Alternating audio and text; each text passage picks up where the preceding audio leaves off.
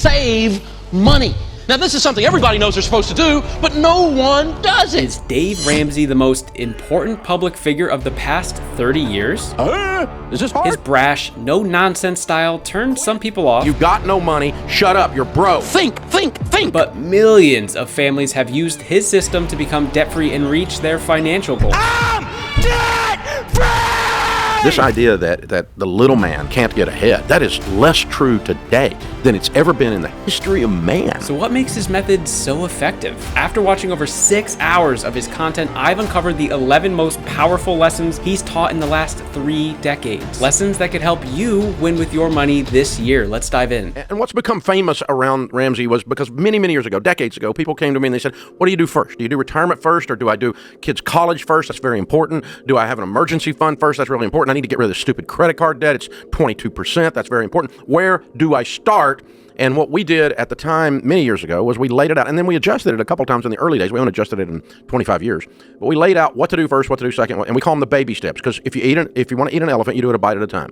So if you want to get control of your money, you do it a step at a time. Baby steps. Baby step 1 is you save $1,000 quickly. Little starter emergency fund. Once you've done that, and some of you just have that money, you just name it that just now. You've already did baby step 1. You just reset that money in your mind over to the side. That's baby step 1. Baby step 2 is you pay off all of your debt except your home using the debt snowball. The debt snowball is where you list your debts, smallest to largest, pay minimum payments on everything but the little one. You attack the little one with a vengeance. You're not going on vacation. You're in debt. You're broke.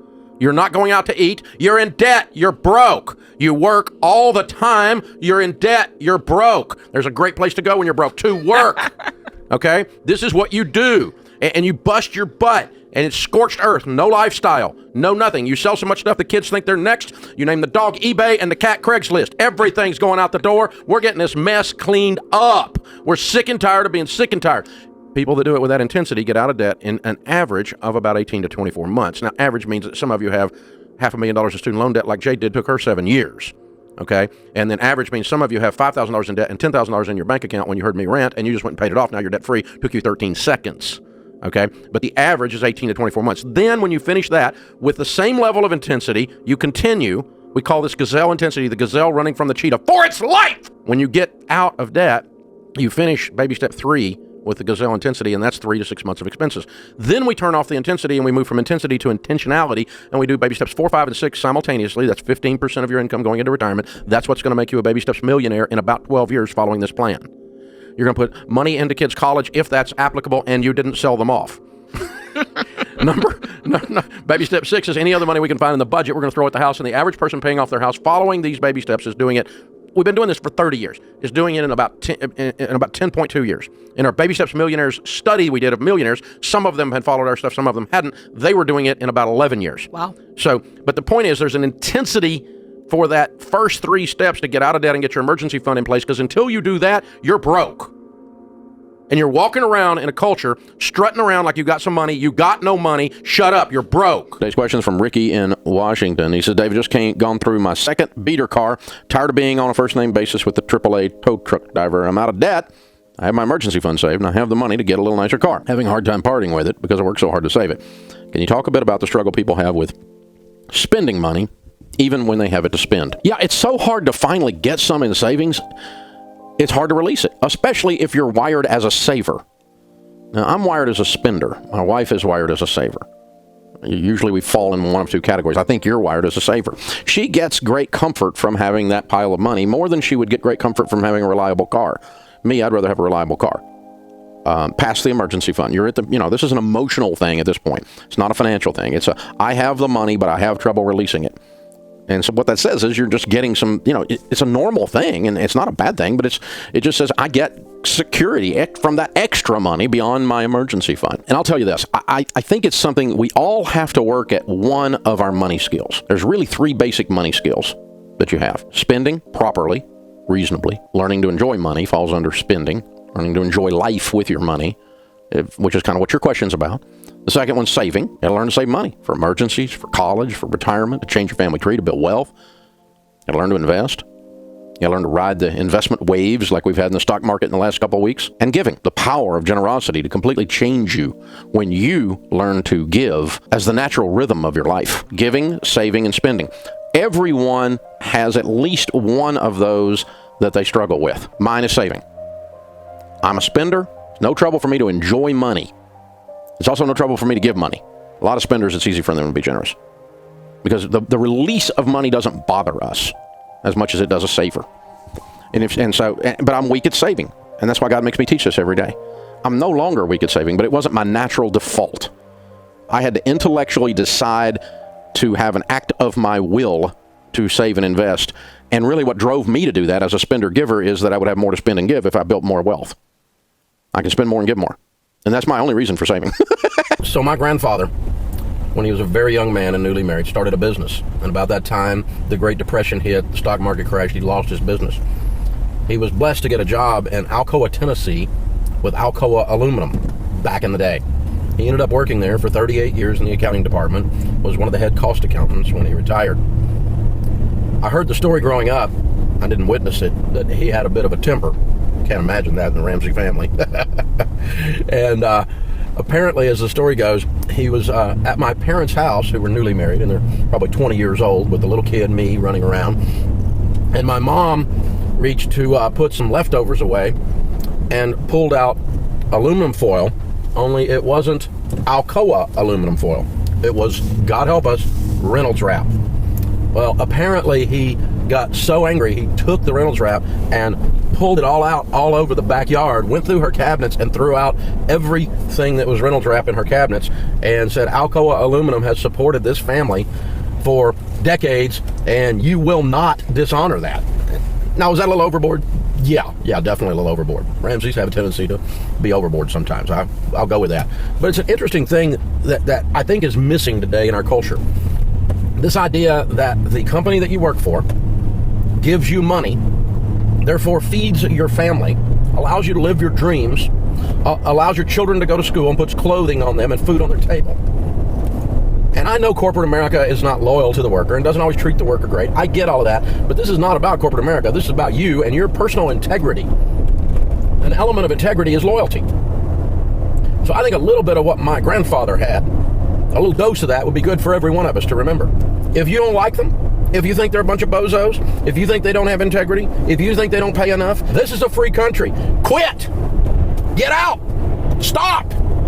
Why do you keep working for someone that you think is a crook and that mistreats people? That says more about you than it does about them. If you're looking to get out of the paycheck to paycheck cycle, I gotta tell you about this before we get back into Dave Ramsey's most impactful lessons. I have a free course and community helping people just like you build up their personal finance foundation with the goal of paying off their debt more efficiently. The course is the exact framework that I used to pay off my own $43,000 of debt in just 13 months. But don't just take my word for it. Janine worked with 3 other financial people and never got this far in the process. She was already able to pay off one of her credit card debts in just the first month. Or Sandy, who's been using the tools inside the community to finally build confidence with her money and feels optimistic about her future. Right now, everything is free inside the community, including my time. So until my calendar fills up, I'm taking free strategy calls with every new member. So come check out Dollar Discipline University at school.com/debt, link in the description. Now back to Dave. Human beings do not like change.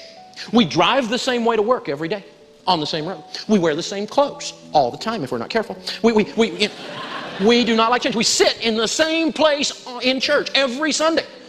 I went and spoke at this little church one time. I was sitting down front, getting ready to go up, kind of on the front row there, and this little blue-haired Jesus lady came down there and said, "You're sitting in my seat." And those little blue-haired ladies, they're close to Jesus, so you don't mess with them. So I got up and said, "Yes, ma'am." Right? But here's the deal. We don't like change. Even if what we're doing is not working. We're proud of our stupidity. We become defensive of our mess, don't we? We're like a toddler sitting in a poopy diaper. Yeah, I know it smells bad, but it's warm and it's mine. We are defensive of our mess. Even if it's not working, we don't like change. So this is when you decide if you're going to change or not. This is when you make the decision. So it's the hardest baby step because you got to face you. You got to look in the mirror and go, you're the problem. And when you do that, then you start to win with money. See, what we're talking about here is that savings must become a priority, not an intellectual discussion, because I've never interviewed somebody that says, no, I think savings is dumb. I think saving money is a really dumb idea. I've never heard people say that, but everybody talks about it and no one does it. This is where you actually have to learn to decide to pay yourself first. You need to learn to give, save, and then pay bills. And I got to tell you, when I first started doing this stuff, I was weak. It was hard for me. And I had to learn to just take my giving, my tithing as a Christian off my budget, my saving off my budget, do it over here and budget with what was left. Because if I ever put it up there on the budget, it would kind of sink down in there. There was always something that seemed a little bit more important that would jump up and bite it. And I wouldn't be giving like I wanted to, and I wouldn't be saving like I wanted to. You've got to make it a priority. Let's kind of talk about it this way. How many of you in here have children? Raise your hand. Once I get your hand up, keep it up. Now, if you have children, how many of you, keep your hand up. If you don't have children, how many of you hope to someday? Or there's a child anywhere on the planet you kind of like? Okay, now that's just about everybody, right? So stay with me here. Now, you can put your hands down, but let's pretend for a second that a disease had broken out. That would be awful. And there was a vaccine that was needed to save the life of your child. And that vaccine was going to cost $5,000 cash, and you had to save $5,000 cash by the end of the year. You had to save $5,000 cash by 6 or 8 months from now. And you couldn't go get it. You had to change your behaviors and save money. If it meant the life of your child, how many of us could find and save $5,000? One lady's like, which kid? But we could do it. All that means is this. Now, obviously, that we didn't give you a raise. We didn't give you a budgeting technique. We didn't give you some magic pill to make you rich. You changed your priorities. In that horrible, macabre example, you looked at it and you said, if I had to, I could do it. If it became important enough to me, I could do it. You would reprioritize your life. Let me tell you what, that's when people start saving money. When it becomes important. And it's important. Because I tell you what, we got a whole culture wandering through life like Gomer Pyle on Valium. And they wake up at retirement and go, Shazam, I'm broke. I sure hope the government, which is well known for its ability to handle money, will take care of me. This is a dumb plan. Saving money as a way of life is an exercise of character. It's an exercise of emotion. It's absolutely vital. Debt, spending more than I make and not saving any money and being out of control with my money, is the problem. Debt's the symptom. Larry Burkett says that, and it's very, very true. We see it all the time. So what we teach people to do in our Financial Peace University, when we're meeting with them one-on-one, and when we get in small groups with them, when we teach in churches and seminars and corporations and seminars, is to address the problem. Let's get down to the root issue. And it's contentment. We all face that. We all like stuff. There's nothing wrong with liking stuff. Just don't like it and let it steal your future. Then if you save, you can buy anything you want. All you gotta do is just delay it a few years. We've all looked at the compound interest tables. We've all looked at that 30-year mortgage and wished it was working for us instead of against us. Now, the stuff we teach here, and have for almost 30 years, is proven. It's no longer an opinion. It's not a theory. I don't agree with Dave Ramsey's advice, which would make you wrong. And I know you're writing a blog from your mother's basement and you're looking for clickbait using my name. I understand that, but you're wrong. And it's always humorous to me to see people who are broke on Twitter ragging on the advice that I give. Or a broke 26-year-old journalism student, deeply in student loan debt, writing an article about me. That's humorous because it's stupid. Here's the thing. Here's the advice that we give you. If you do these 5 things from the Bible and from your grandmother, they're called common sense, you will win with money 100% of the time. Now, I don't know exactly how long it will take you, and I don't know what win with money will mean because I cannot predict your income, and I cannot predict the tragedy that you will have to overcome. But subject to your income to tragedy ratio, to the extent you do these 5 things, you will win with money. You will become wealthy in North America if you will do these 5 things over and over again. Number 1, you need to have a written plan, a budget. Jesus said, don't build a tower without first counting the cost, lest you get halfway up and you're unable to finish, and all who see you begin to mock you and say, this man began to build. No one began to build and was unable to finish. No one accidentally wins at anything. And you're not the exception. I don't like Dave Ramsey's advice. I don't give a crap. You're wrong. You have to do a written game plan with money or you're going to lose. Second thing is you got to get out of debt. Your most powerful wealth building tool is your income. And when you spend your whole freaking life giving your money to banks who fill up the skyline and have furniture nicer than yours, that makes you stupid. Get out of debt. When you don't have any payments, you know what you've got? Money. Do I care if you get out of debt? Yes, I want you to win. I want you to have a great life. But do I care if you agree with me? No. I don't care if you agree with me. If you don't agree with me about this money stuff, you're what's known as wrong. I've been doing this longer than most of my critics. They were peeing in their diaper while I was doing this stuff. Live on less than you make. Number 3, in the house of the wise are stores of choice food and oil, but a foolish man devours all that he has. If you spend everything you make, you're a fool. Well, Dave, you don't know about my situation. In America today, wages are stagnant. So why are they stagnant at your house? You know where wages are stagnant? On people who are stagnant. You're only got stagnant wages if you decide to stay there and keep getting those wages. This is not Russia. You can quit. I don't like how much Walmart pays. I don't like how much McDonald's pays. So don't work there, stupid. Go to work for somebody else. I don't like how my company treats me. So leave. Go be somebody. There's no reason that you have to be stuck somewhere because some liberal journalist said you were stuck. You're not stuck. You're stagnant. You know what stagnant pond water does? It grows scum on top. You don't want to be stagnant. You get scummy. You need to go be somebody. You need to leave the cave, kill something, and drag it home. You need to decide that my life is not good enough the way it is, and so I am going to control the controllables. I am going to change some things. Because guess what? Nobody in Washington is going to fix your life. Santa Claus doesn't live there, baby. Have you noticed that the Democrats and the Republicans, neither one could freaking add? Have you ever had any of them send you money? No. They are not going to fix your freaking life. You are going to fix your life. You're going to get on a plan. You're going to get out of debt. You're going to live on less than you make. And then you're going to save some money. You know how rich people get rich? They save money. Wow! I don't know if I agree with Dave Ramsey's investment assumptions. I don't give a crap if you agree with my investment assumptions. You know what my investment assumption is? My assumption is you're going to be broke until you save money. That's my assumption. You need to get up off your assumption and go do something. You need to get up off your assumption and start investing some money. 100% of the people that don't save money don't have any. Wow! How's that for insight? Doesn't take a freaking rocket scientist to figure this out. You know what the problem on your investments are? The problem with your investments is not your rate of return. It's not your expense ratio. It's not no load versus load. It's not your nerdy, twisted up, toxic butt opinion about some investment. Your problem with your investments is you don't have any. 100% of the people that build wealth save money on purpose a lot. Some people do it poorly in a stupid money market account and make no money on their money. Others do it wisely in mutual funds that outperform the S&P, or real estate that they pay cash for that outperforms the S&P. Others are just passive and do the S&P. And they all write books about it and all have a freaking opinion and make money off of you while you're stagnant. That's stupid. Don't be stagnant. We have people pay off hundreds of thousands of dollars of debt. Every week they come on the show doing what we call a debt-free scream. Wonderful, wonderful stories. There's like 2,000 of them posted on our YouTube channel of people doing debt-free screams over and over and over and over again. And what they did, we asked them, what'd you do? How'd you do it? And we told you to get on, and first thing they do is they get on a budget. You know, they lay out a plan. Because if you were taking over a company and the company was in trouble, you'd come in and look at their financials and you'd go, okay, what's going on here? Why is this thing failing? Why did I buy it at a nickel on the dollar? What's going on here? And so you'd immediately start doing a simple analysis. And really, here's the interesting thing. You don't have to be a math genius. As a matter of fact, sometimes the people that aren't math geniuses do a lot better at this stuff because they just sit down and look and go. I had one old country boy, he came into one of our small group discussions in Financial Peace University one night, and he said, well, we discovered why we ain't got no retirement. We've been eating it. He had $1,240 a month average on restaurants, and he couldn't figure out why he couldn't fund his kid college fund, and couldn't figure out why he had no retirement, and couldn't figure out why he couldn't get out of debt. Because they're living in a stinking restaurant, and they have no money, and they're spending money they don't have. And, got an $800 car payment on a truck. And I'm like, God, man, how much is your house payment? $700. Dude, if your truck payment's bigger than your house payment, you might be a redneck. I mean, seriously. So we get, we've had a lot of fun discussions with people, but basically what we tell them is, get on a written plan. The two of you together, husband and wife, have to be committed to this. And then you go on scorched earth. No eating out, no going out, no vacations, take 6 extra jobs, sell so much stuff the kids think they're next.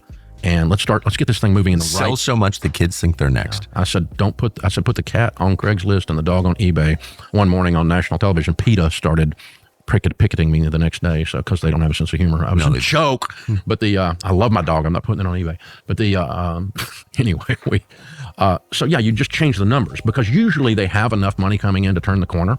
Usually, maybe they got to sell the truck to get rid of the $800 payment and get you a $4,000 truck, and maybe you're running Uber or delivering pizzas or mowing grass, or the number of people that have 4-year college degrees that have elected to become maids or open a commercial cleaning service and clean toilets because the money is really good for a short period of time to get their mess cleaned up so that they never have a payment again the rest of their lives. People will fight to be free if they believe they can. Hope deferred makes the heart sick, but when desire comes, it is the tree of life. So when you believe, people will change. They'll chase the gates of hell. Where's that quote from? Proverbs. Can you say that again? Hope deferred makes the heart sick. Hopelessness. But when desire comes, it is the tree of life. When you believe, then you'll charge the gates of hell with a water pistol. You don't care suddenly what your broke friends are laughing at you for driving a hoopty, because I'm getting out of debt, because I'm going to change my family tree, because my kids are not going to have to live the way I live, because I'm going to pay a price to win. When you get that thing going, I've had it going. You get the tunnel vision, and you and your wife, you and your husband are both doing that. You work, and the thing is, you don't have to drive a junk car the rest of your life. You don't have to work an extra job the rest of your life. It's 18 to 24 months, and most of these people are out, everything but their house. And so it's a period of time, and you're not going to die from hard work. Right before you die from hard work, you pass out. It's okay. You're not going to die from hard work. It's a short period of time. It's a sprint. I don't want people to live their whole lives like that. But instead, they're living their whole lives just kind of in this malaise, stuck. And so our whole thing is to shake them and say, you can do this, and show them and give them hope and make them believe they can do it. And the neat thing is we've proven it millions of times. It doesn't matter what economy you're in or whether you live in LA or Abilene. Yeah. Math is just there. It's just a thing. And so if you spend more than you make, and whatever rationalization or intellectual justification you come up with, or whatever emotional fit you throw, I want it now, and I deserve it because I breathe air. Oh, give me a break. But I mean, it's still math. You still bought a $2 million house and you make $60,000 a year. You're going bankrupt, dummy. I mean, you can't go before the bankruptcy judge and go, but it's California. Yeah. He goes, I don't care. Foreclosure. You're done, and they don't care. And so the math still has to work. And if you trap yourself with huge payments and you justify, because inflation's bad and Biden's ruined the world and I live in New York and you don't understand and rent and you're just so dumb. No, I'm really not. If you trap yourself and you leave no margin for investing and no margin for generosity in your budget, guess what? You're going to do no generosity and you're going to do no investing and you're going to be a broke person. Mm-hmm. We call it house poor. Mm-hmm. And I remember I used to get I still get the same crap y'all get on that. You must have your head in the sand, boomer. You don't know what's happening out here in the real world. Those of us on TikTok, the same people call both of us. Yeah, those of us on TikTok, we have life figured out. Oh, give me a break, seriously. No, I mean, we know exactly what the numbers are. Mm-hmm. But it would not be an act of love for me to tell someone I care about, my listener, to do something that's going to bring them harm, just because it's tough. Mm-hmm. Oh, I'm sorry, cry me a river. It's tough. It's always been tough, though. I mean, I can go back all over the 30 years and go almost every year there was something stupid happening out there in the world that made it tough. But I remember the first time, though, I got hate mail from some goober in California. It was like, you're an idiot. You don't understand what it costs to live in L.A. And I'm going, no, you're an idiot. You don't understand what it costs to live in L.A. With your income, you can't afford to live there. After going broke and losing everything, it made me stop. That was 25 years ago. It made me stop and look at what conventional wisdom says. And I've decided conventional wisdom is an oxymoron. Conventional wisdom makes people typical, average, mediocre, and morons. I don't want to be conventional in anything. I don't want to be typical or average or mediocre in anything. If normal is good, then that's okay. Let's be normal. But normal's not good. Normal in America today is 70% of Americans are living paycheck to paycheck, according to the Wall Street Journal. Normal in America today is bankruptcies increase almost every single year. Normal in America today is people work their whole lives and retire and say, I sure hope the government, which is well known for its ability to handle money, will take care of me. Normal in America today is the number one cause of divorce in North America is money fights and money problems. Normal in America today is this stupid butt belief you can't be a student without a student loan. Normal in America today is carrying some credit cards in your hip pocket that it throws your back out of whack and you have to see a chiropractor. Normal in America today is a car with a payment and no idea that I'm ever going to live without a car payment. Normal in America today is I'm going to buy as much house as I can buy as soon as I can buy it, regardless of how broke I am, and then can't figure out why I'm broke and why this house is a curse to me. Normal in America today is broke and it sucks. Looking good and no freaking money. Big hat, no cattle. So don't talk to me about normal. Normal sucks. I don't want to be normal. I don't want you to be normal. And if you ask me questions about how you can be more normal, you're not going to like the answers. Normal does not work. It's not working. And continuing to do the same thing over and over again and expecting a different result is the definition of insanity, the 12-steppers say. And they're right. That's stupid. If you keep doing what you've been doing, you're going to keep getting what you've been getting. You don't like where you are, you need to change the recipe. That is your life. I'm so stupid. I started with nothing and I became a millionaire by the time I was 26 years old. I did it all on borrowed money. That's how dumb I am. I had $1 million net worth, but I was still broke. How dumb is that? The banks got sold to another bank. They called the notes. I spent the next 2.5 years of my life losing everything I owned. I was 26 years old. I made $250,000 that year. 27 years old, I made $6,000. Been there, done that, got the t-shirt. I know what stupid looks like, up close and personal. I've seen him in my mirror. I know what stupid looks like. I know what it feels like to be so scared you can't breathe. Sharon would have left me, but she didn't have the money. She had no way to leave. My friend Zig Ziglar used to say, if you aim at nothing, you will hit it every time. My friend John Maxwell says, a budget is people telling their money what to do instead of wondering where it went. Winning is an intentional act. When the Super Bowl is over and the little reporter runs over and says, how did you win? The guy never goes, I don't know. I just got off the bus and this thing happened. Getting to the Super Bowl is an intentional act over decades of developing your skill. No one accidentally grows a bumper crop unless it's weeds. No one. So plant something, control the process, control the controllables, write it down. This is my plan. Thank you, Lord. I'm going to do this. I'm going to manage your stuff. I'm going to take care of my own household first. It's in there, remember? And we're going to live this plan out, and we're going to do this thing. It changes everything. The second thing is you need to get out of debt. Now, we knew Dave Ramsey was going to say this. That's a fairly predictable thing coming out of my mouth. But here's the deal. The borrower really is slave to the lender. The rich rules over the poor, and the borrower is slave to the lender. I've experienced that. I lost everything because I let other people have control over my life. You know what that's called? A master. Well, Dave, I don't know if I agree with all your theories about debt. It's America. You have the right to be wrong. My old pastor used to say, a man with an experience is not at the mercy of a man with an opinion. I've led more people out of debt and into wealth than anybody breathing on the planet today. And I'm not bragging. I just showed them how to do it God's ways. I didn't make up any of this. I stole it all from God and your grandmother. And so we're going to get out of debt because it's no fun trying to be married like this, right? Knock your glasses off doing that. This is crazy, you guys. We're walking through our lives where all the money comes in, all the money goes out, and only the names are changed to protect the innocent. We make tons of money and we have none and we can't figure out why. I know why. You gave it all to a financial system that's designed to take it from you. You surrendered it. And we got to stop. So I quit borrowing money. Period. For anything, for any reason. And this weird thing happened when I didn't have any payments and I made an income. I had money. It was so strange. And then when I got money and I bought an asset that created income that I paid cash for, I got to keep all that. There was no payment. Except for what the government takes, but I mean, there was no payment. And it was an amazing experience. And the first few years were tough because, you know, other stuff I wanted to do and I didn't have the money. And I had to learn this magic ancient word called no. Most people don't know this word. You press your tongue towards the roof of your mouth, you release air. No. It's tough. You're not allowed to say it in our world anymore. It's politically incorrect.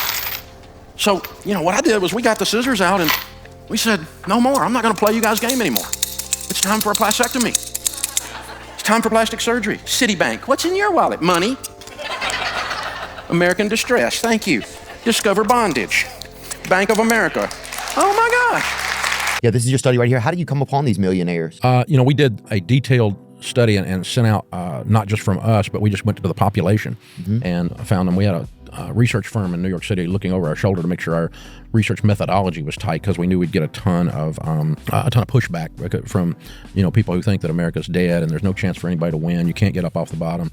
Little man can't get ahead. That whole thing. And so you're saying that's not true. The problem is little man gets ahead every day in America. We see it right here. And I've met them for 30, 40 years, you know, doing this. I run into them, and some of them did it because they did our stuff, but some of them just said, you know, I'm going to live on less than I make. So these are the top 5 careers of the millionaires that you guys looked at? Yep. Engineer. Well, what we found was what occurred most often. Okay. Engineer was number 1. The most often occurring among the people we surveyed that were millionaires was engineer. Number 2 is accountant. Number 3 was teacher, which is surprising. Number 3 is management, business. Number 5 is attorney. Medical doctor didn't even make top 5. And we always think of doctors and lawyers, you know. Yeah. But they're actually number 6. But they're notoriously bad with money. They make a lot of money, but they're like music stars or something. They're notoriously bad with money. That was interesting. We couldn't figure out at first what these things had in common because they don't seem to have anything in common. What we finally figured out is all 5 of these are process people. You follow a process, a set of rules. You're an engineer. Yeah. There's only one way to build that building and it doesn't fall, right? If you're an accountant, it's not art. You don't get to make up how you do accounting. There's one way to do it. Teachers have a lesson plan they have to follow. Business has always a set of best practices. Attorneys, you know, there's the law, right? And you can only conduct yourself in court a certain way or the judge will smack you backwards, right? And so all of these are process people. So they discovered, because of the way the brain worked that led them into these careers, they discovered the process of living on less than they make, living on a budget, starting to invest, being generous, paying off their house, that kind of stuff. And they follow that process, and that's what got them there. Interesting thing is 1/3 of them, 33%, made less than $100,000 a year. Wow. They were not making bank. They were not earning their way into it.